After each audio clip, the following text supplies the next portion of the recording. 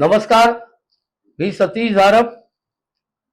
कालच्या महाशिवरात्रीच्या दिवशी आपण हा विश्वरूपचा यूट्यूब चॅनल सुरू केलेला आहे. मी काल आपल्याला माझ्या प्रथम चरणामध्ये सर्वांना अभिवादन करून विनंती केली होती की मी माझ्या सगळ्या अनुभव कल्पनांना आपल्या समोर सादर करणार आहे. आजपासून मी पर्यावरण या विषयाशी निगडित माझ्या डोक्यात असणारे सर्व मुद्दे एक एक एपिसोड मधून आपल्या समोर मांडणी करणार आहे. आपल्या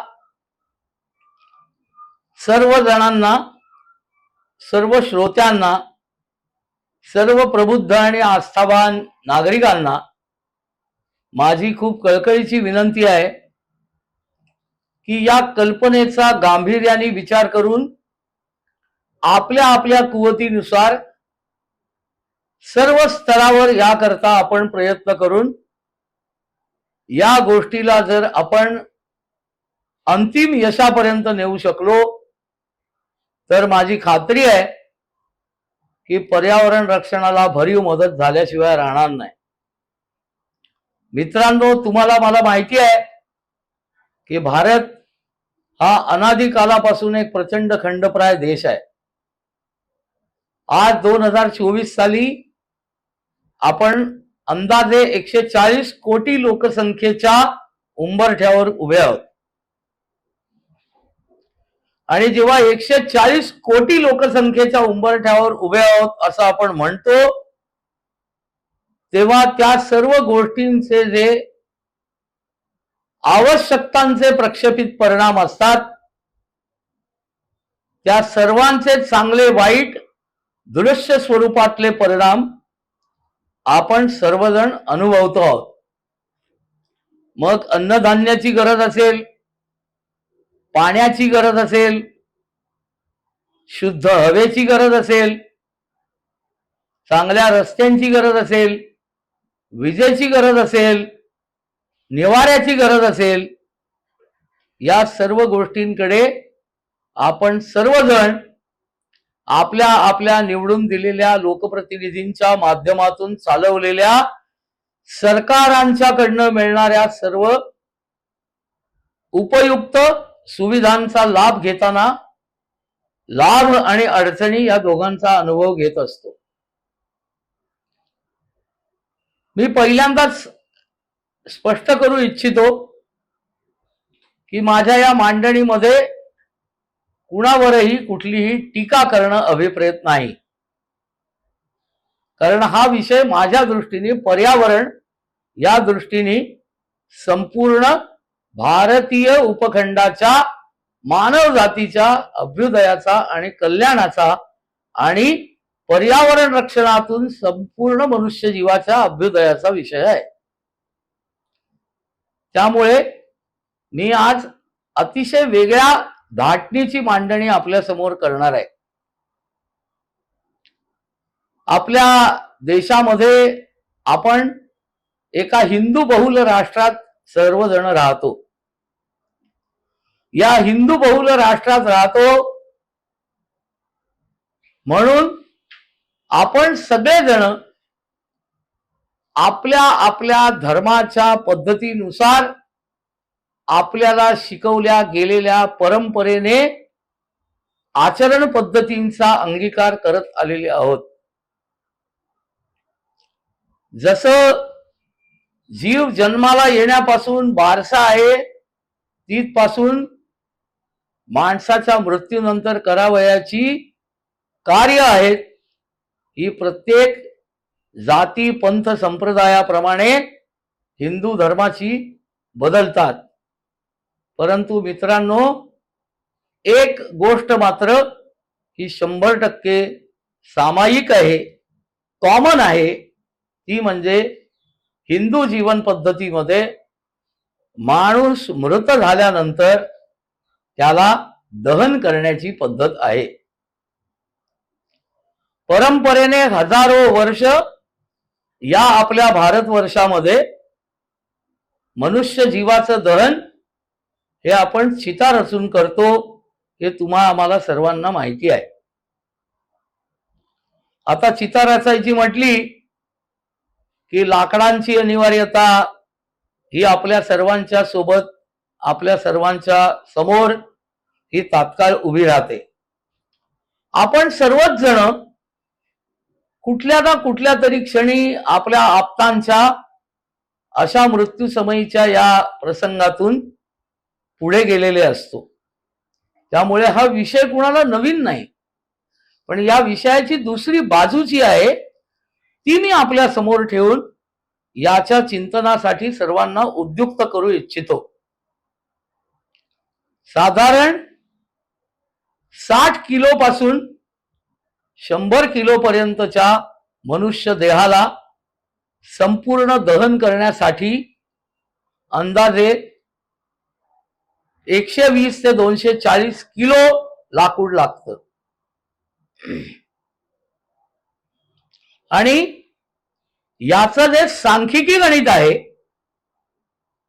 म्हणजे महाराष्ट्रात एकूण मृत्यूचं प्रमाण किती, त्यातलं असलेलं हिंदूंचं प्रमाण किती, मग सर्व राज्यांमध्ये मिळून पूर्ण भारत उपखंडात असलेलं हिंदूंचं मृत्यूचं प्रमाण किती, आणि मग त्याकरता लागणारी एकूण दहनाकरता लागणारी लाकडाची परिमाणित संख्या किती, या सर्व विषयांना जर आपण डेटा, संख्येचं गणित आणि शास्त्रीय अनुमानाने जर गवसणी घालायला घेतली तर आपल्याला असं लक्षात यायला लागतं की आपल्याला जवळपास 150 कोटी टन इतकं लाकूड दरवर्षी भारत फक्त मनुष्य जीवाच्या दहनाकरता वापरतो. गेले 20 वर्षापासून या भारतीय उपखंडामध्ये काही महत्वाच्या शहरांमध्ये, जसं मुंबई आहे, पुणे आहे, नागपूर आहे, औरंगाबाद आहे, आणि आता नव्याने झालेली जी मोठी शहर आहेत, ठाणे आहे, या अशा उदाहरण नाशिक आहे, एखाद दुसरं राहिलं तर सोडून द्या. मी सुरुवातीलाच म्हटलंय की मी माझ्या मनाचा संवाद आपल्या समोर मांडतोय. अशा सगळ्या शहरांमधून आणि भारतातल्या सुद्धा अनेक महत्वाच्या शहरांमधून आता विद्युत दाहिनींची निर्मिती करण्यात आलेली आहे. अशा ठिकाणी दहन होणाऱ्या प्रेतांची संख्या आणि त्यातनं बचत होणारं लाकडाचं आणि पर्यावरणाचं रक्षण, वृक्षांचं रक्षण हा अत्यंत लाभदायी आणि आनंददायी विषय आहे. परंतु मित्रांनो, हे पर्सेंटेज, ही टक्केवारी जास्तीत जास्त 2% आहे. एकूण मृत पावणाऱ्या व्यक्तींच्या संख्येसमोर या उपलब्धीची संख्या फक्त 2% आहे. त्यामुळे गावागावात रस्ते करण्याची प्राथम्यता, गावागावात वीज पोहोचवण्याची प्राथम्यता, गावागावात वाड्यावाड्यांवर, घराघरामध्ये नळाद्वारे पाणी पोहोचवण्याची प्राथम्यता ही जशी आपल्याला, आपल्या लोकप्रतिनिधींना, आपल्या सरकारांना आवश्यक वाटते, तीच या मनुष्य जीवाला लागणारा 120 किलोग्रॅम ऑक्सिजन देण्याची व्यवस्था या निसर्गामध्ये फक्त आणि फक्त वृक्षांमधून आहे. ती कुठल्याही ऑक्सिजनच्या प्लांट मधून निर्मिती करून येत नाही. कारण ऑक्सिजनची निर्मिती कुठलाही रासायनिक पदार्थावर अवलंबून असलेला प्लांट जेव्हा करतो तेव्हा तो कॉन्झर्वेशन ऑफ एनर्जी नुसार एक पदार्थ नष्ट करून दुसरा पदार्थ नष्ट करण्याचा विचार करतो. पण वृक्ष हे कार्बन डायऑक्साईड स्वतःकडे घेतात, त्यातनं स्टार्चची निर्मिती करतात, आणि आपल्याला मात्र मानवी जीवाला अत्यंत आवश्यक असणारा, सजीवांना आवश्यक असणारा ऑक्सिजन उत्सर्जित करतात. हे वास्तव जेव्हा आपल्याला डोळ्यासमोर आहे तेव्हा मनुष्याचं, सरकारांचं, सामाजिक संस्थांचं जे वृक्ष रक्षणाकरता, वृक्ष संवर्धनाकरता, पर्यावरण रक्षणाकरता चाललेल्या प्रयत्नांच्या दिशेचं फळ आहे ते एकूण या दहनाच्या एकूण व्यय आणि त्याची जी लागणारी परिणामता आहे याच्याकडे पाहिलं तर ते अत्यंत व्यस्त आहे. हे प्रयत्न खूप अपुरे आहेत. त्यामुळे प्रत्येक जीवाचा, प्रत्येक मनुष्याचा, प्रत्येक संस्थेचा, प्रत्येक पक्षाचा, प्रत्येक सरकारचा हा ध्यास व्हायला हवा.